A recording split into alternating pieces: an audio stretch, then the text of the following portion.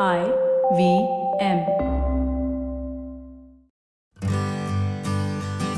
Hi, I'm Utsav, a behavior researcher by training and a slow traveler by passion.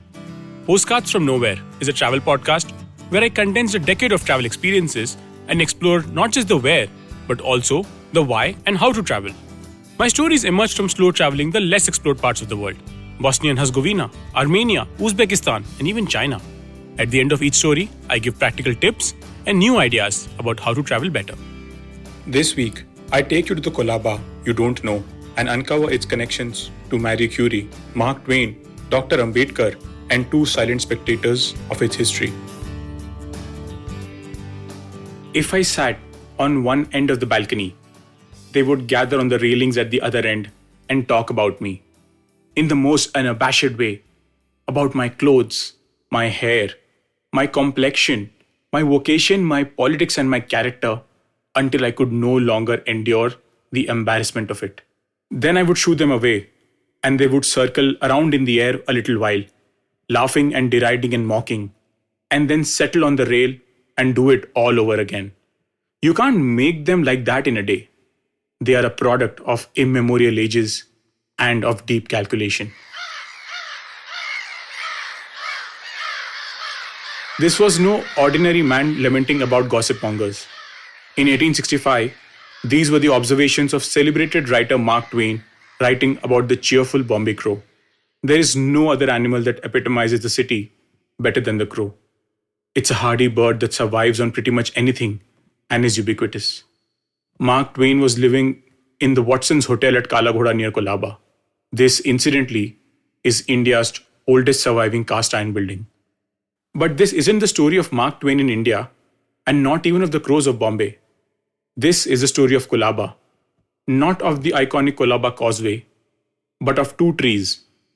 Yes, you heard that right. There are two trees that stand in Colaba even today, which have probably seen more history than any book could capture. In the same year in which Mark Twain was living in the Watson's Hotel, there was a famous explorer who was making waves around the world. So much so that a newspaper in America had paid a war correspondent to find the explorer. And for good reason. On a sunny Bombay day on June 13, 1864, the explorer disembarked from his ship, Lady Nyassa, at Colaba. Lady Nyassa, though frail, surprisingly succeeded in making a very long journey from the Zambezi to Bombay, carrying Dr. David Livingstone, the well-known Scottish explorer, to Africa. On the shores of Bombay, he sold his ship, but the Bombay bank in which he deposited all the money had collapsed, leaving him without any cash. At that time, the governor of the Bombay presidency was Sir Bartle Frere. Sir Bartle was also the president of the Royal Geographical Society, which had a very close connection with Dr. Livingstone. He suggested that Dr. Livingstone launch his fresh African exploration mission with a few Bombay Africans. The explorer agreed, and they left for Africa and eventually discovered the Victoria Falls in Zambezi Delta.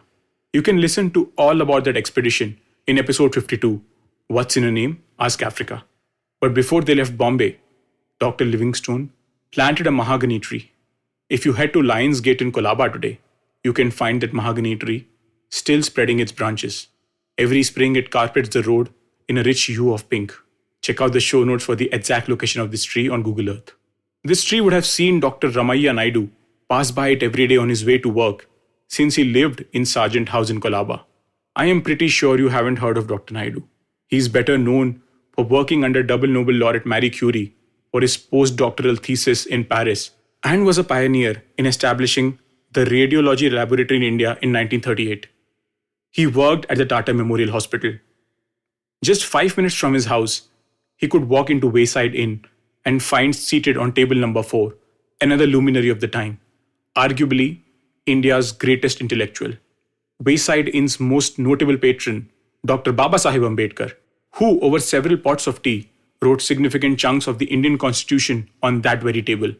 I would have loved to say that you could sit on that very table, but unfortunately in 2015, Wayside Inn closed its doors permanently and is now Punjab Grill. Not very far from the mahogany tree would lie a monument which barely had any reason to exist. In 1838, the British were paranoid that Russia would try to annex India, and they marched into Afghanistan. After 4 years of guerrilla warfare and skirmishes, they agreed to depart if their 4,500 soldiers and 12,000 camp followers were given safe passage. This unwieldy procession was making its way through the treacherous snowbound Hindu Kush and was traversing a pass when the Gilzai tribals attacked. The outcome was a bloodbath that left thousands dead. Those who survived, largely women and children, were taken prisoners.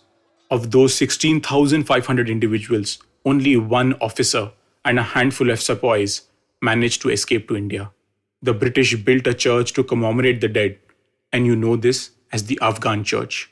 A mere 2 kilometers from the Afghan church is the locality of Badwar Park, which has a glorious Baobab tree. The tree is special. It's all that remains of a rather unique piece of Colaba history, and I guarantee that most of those who live in Bombay don't even remember it. This was the place where the Colaba station once stood. Near the tree, there is a helpful sign which announces Adesonia digitata. This tree occupied a vantage point of the old Colaba railway station. The tree remains even after the station is gone. Trees are forever. The Baobab tree is known as the tree of life. Over the decades, Colaba has gone from a sleepy group of islands to a bustling place which today forms the heart of South Bombay. But the trees which stand tall even today have witnessed the change, reminding us of a simple truth. We measure our lives in decades. The trees measure their life in centuries. We must humbly accept that our time on this planet is short. As the sign next to the Baobab tree in Badwar Park reminds us, trees are forever.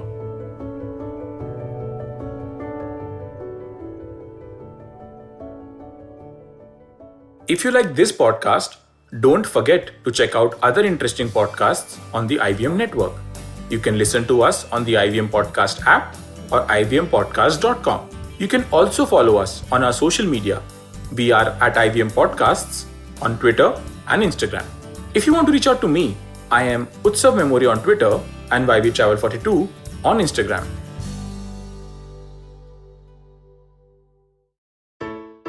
I hope you enjoyed that show. If you aren't following us on social media, please do. We're IVM Podcasts on Twitter, Facebook, and Instagram. I'd like to thank the sponsors on the network this week, Cred, thewholetruthfoods.com, and Siet Tires. We really do appreciate the support. So the last year's been tough for all of us, and the second wave of COVID really hit us badly. To help those affected by the pandemic in India, the podcasting community has come together under the Pod for Change banner to raise funds through an exclusive NGO partner, Give India.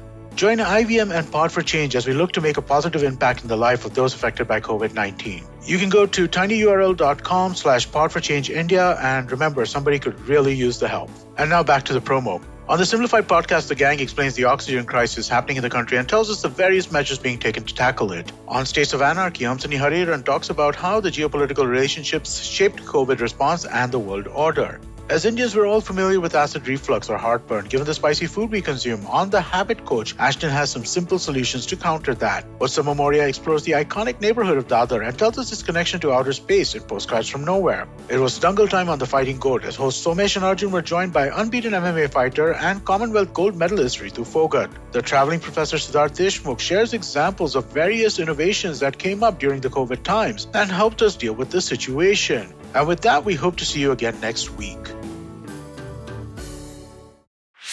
Whether you're an established sports person or a budding one, or simply a sports enthusiast, join us, Tanvi and Shlok. We are two passionate pro badminton players talking policy, mindset, and everything sport. So tune in to The Millennial Athlete every Monday. Only on the IVM Podcast Network. Trust us, it's gonna be lit.